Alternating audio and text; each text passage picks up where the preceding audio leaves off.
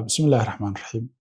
Waxaad arkaysaa dhalinyaro 20 jir iyo 30 jiryo ah oo ooyaya. Maxay ka ooyayaan? Waxay ka ooyayaan barakaca iyo boobka iyo bililiqada muqdisho ka socotay ka ooyayaan.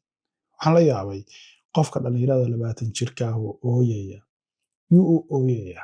Ma wuxuu u ooyayaa Xasan Sheekh Maxamuud oo dumar iyo agoon iyo waayeel curyaan iyo indhala uu jixin waayey habaarkoodii iyo baroortoodii miyaa qof dhalinyaraha 20 jir ah u jixinjixaya? Ma xuquuq baad ku helaysaa in aad ooyso?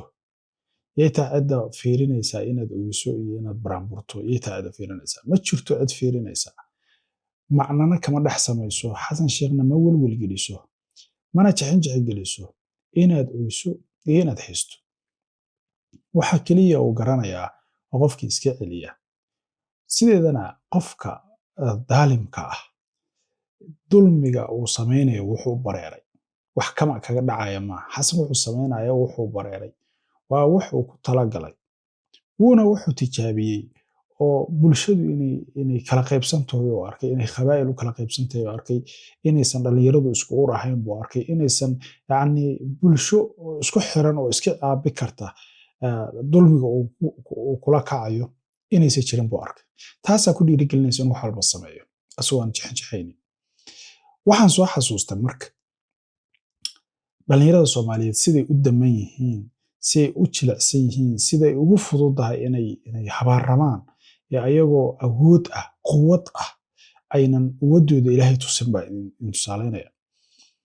2024kii Nairobi waxaa ka dhacay dalka Kenya. Dowladda waxay soo rogtay canshuur la canshuurayay badeecada qofka uu dukaanka ka soo gadanayo in percentage canshuur ay ku soo rogeen. Shacabkii canshuurtaas waxay yiraahdeen ma bixi karno. Way ka hor yimaadeen. Cid u joojisa male. Sharciyaa laga dhigay, baarlamaanka la marsiiyey, madaxweynaha saxiixay. Bulshadii khaasatan dhalinyarada Gen Z-ga yaa ka gadooday oo dibadbaxyo ka sameeyey. Dheg jalaq waa loo sii diiday. Waa la xabadeeyey, waa lala dagaalamay, waa in la caburiyo dowladda isku dayday. Laakiin way caburin weyse.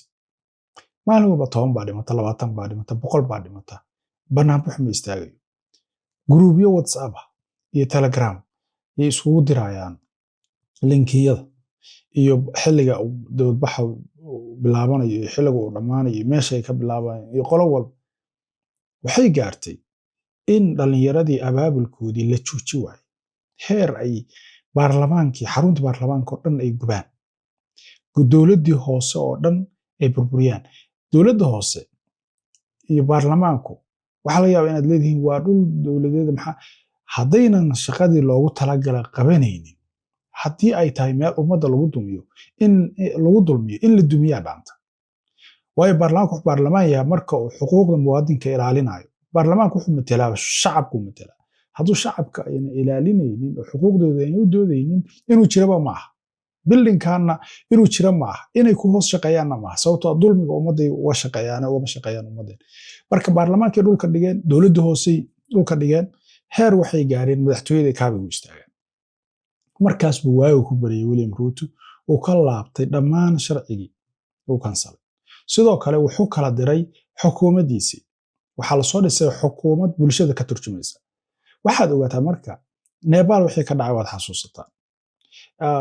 Madagascar wixii ka dhacay waad xasuusataan sanadkan gudihiisa. Sanadkii hore dabayaaqadiisa. Sideeda qofka muwaadinka ah dhalinyarahaada ma waayeel ha ahaadee hadday qaayibaan dulmigu waa sii soconaya. Dulmi loo hogto waxay dhacday dowladda militariga. Dabcan dowladda shaqana waa qabanaysay, dhinaca kalena dulmi bay waday. Laakiin maxaa dhacay? Dadku way ka hor yimaadeen. Heer waxayna gaarsiiyeen dowladdii oo dhan ay meesha ka baxdo. Taa lama rabo. Waxaa la rabaa in dulmiga la hor istaago. Dowladnimaduna ayna naga burburin. Dowladnimo la'aan laguma noolaan karo. Laakiin dulmina laguma hoos noolaan karo. Waxaa la rabaa marka inaysan dowladduna naga dumin, dulmigana aan ka hortagno. Taa weeye wax aan target garaynayno aan raadinayno. Dowladda in la dulmiyo ma rabno. Haddana inay dadka dulmiso ma rabno. meel dhexe oo dowladnimadu sideeda waana la isku ilaaliya waana la iska ilaaliya dowladnimada waana la isku ilaaliya waana la iska ilaaliya halkaas dhexe yaa la rabaa in lagu hayo laakiin haddaad dulmiga u hogataan waxaad sugtaan maxaa weeye waxaad sugtaan waa in dee saad hadda idinku socota cagaf ilmihiina la geliyo haddaad soo banaanbaxa istiraahdaana beebayaal albaabka wadooyinka lagu jarto cid idin jexijexaysa male xuquuqdiina idinku raadsada dhalinyaro ha ooyinina hana barooranina hana habaarabanine xuquuqdiina raadsada xasan cid ka fudud maanta ma jirto ood xuquuqdiina ka dhacsan lahaydeen waayo dadna ma hayo dalna ma hayo waxa uu raadinayaa waa caloolan gacmo lahayn caloolan gacmo lahaynna ma shaqay karto waxaan rabnaa in aan dalkeenna badbaadino dadkeenna badbaadino dowladnimadeennana aan waxu dhibin waa mahadsantiin asalaamu calaykum waraxmatullahi wabarakaatu